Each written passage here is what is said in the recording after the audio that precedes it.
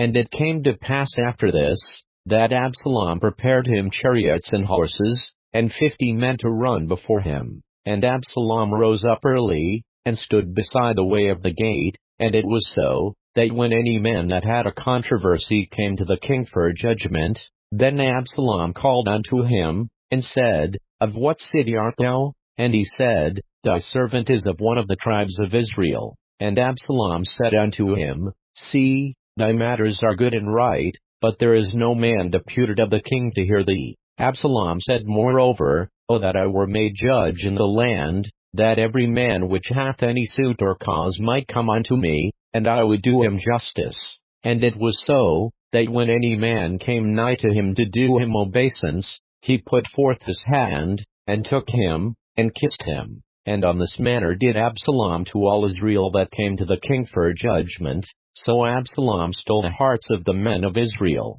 And it came to pass after 40 years, that Absalom said unto the king, I pray thee, let me go and pay my vow, which I have vowed unto the Lord, in Hebron. For thy servant vowed a vow while I abode at Cheshire in Syria, saying, If the Lord shall bring me again indeed to Jerusalem, then I will serve the Lord. And the king said unto him, Go in peace. So he arose, and went to Hebron. But Absalom sent spies throughout all the tribes of Israel, saying, As soon as ye hear the sound of the trumpet, then ye shall say, Absalom reigneth in Hebron. And with Absalom went 200 men out of Jerusalem, that were called, and they went in their simplicity, and they knew not anything. And Absalom sent for Ahithophel the Gilonite, David's counselor, from his city, even from Gila, while he offered sacrifices. And the conspiracy was strong, for the people increased continually with Absalom. And there came a messenger to David, saying, The hearts of the men of Israel are after Absalom. And David said unto all his servants that were with him at Jerusalem, Arise, and let us flee, for we shall not else escape from Absalom. Make speed to depart, lest he overtake us suddenly, and bring evil upon us, and smite the city with the edge of the sword. And the king's servants said unto the king, Behold, thy servants are ready to do whatsoever my lord the king shall appoint.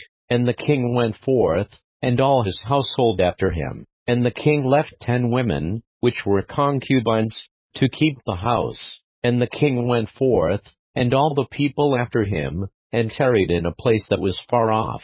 And all his servants passed on beside him, and all the Cherethites, and all the Pelethites, and all the Gittites, 600 men which came after him from Gath, passed on before the king. Then said the king to Ittai the Gittite, Wherefore goest thou also with us? Return to thy place, and abide with the king, for thou art a stranger, and also an exile. Whereas thou camest but yesterday, should I this day make thee go up and down with us, seeing I go whither I may? Return thou, and take back thy brethren. Mercy and truth be with thee. And Ittai answered the king, and said, As the Lord liveth, and as my lord the king liveth, surely in what place my lord the king shall be, whether in death or life, even there also will thy servant be. And David said to Ittai, Go and pass over. And Ittai the Gittite passed over, and all his men, and all the little ones that were with him. And all the country wept with a loud voice,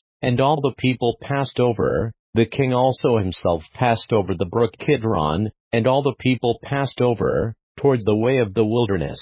And Zadok also, and all the Levites were with him, bearing the ark of the covenant of God. And they set down the ark of God, and Abiathar went up, until all the people had done passing out of the city. And the king said unto Zadok, Carry back the ark of God into the city. If I shall find favor in the eyes of the Lord, he will bring me again, and shew me both it, and his habitation. But if he thus say, I have no delight in thee, behold, here am I, let him do to me as seemeth good unto him. The king said also unto Zadok the priest, Art not thou a seer? Return into the city in peace, and your 2 sons with you, Ahimaaz thy son, and Jonathan the son of Abiathar. See, I will tarry in the plain of the wilderness, until there come word from you to certify me. Zadok therefore and Abiathar carried the ark of God again to Jerusalem, and they tarried there. And David went up by the ascent of Mount Olivet,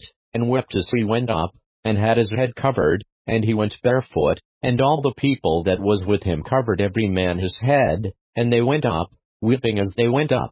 And one told David, saying, Ahithophel is among the conspirators with Absalom. And David said, O Lord, I pray thee, turn the counsel of Ahithophel into foolishness. And it came to pass, that when David was come to the top of the mount, where he worshipped God, behold, Hushai the Archite came to meet him with his coat rent, and earth upon his head, unto whom David said, If thou passest on with me, then thou shalt be a burden unto me. But if thou return to the city, and say unto Absalom, I will be thy servant, O king, as I have been thy father's servant hitherto, so will I now also be thy servant, then mayst thou for me defeat the counsel of Ahithophel. And hast thou not there with thee Zadok and Abiathar the priests? Therefore it shall be, that what things soever thou shalt hear out of the king's house, thou shalt tell it to Zadok and Abiathar the priests. Behold, they have there with them their two sons,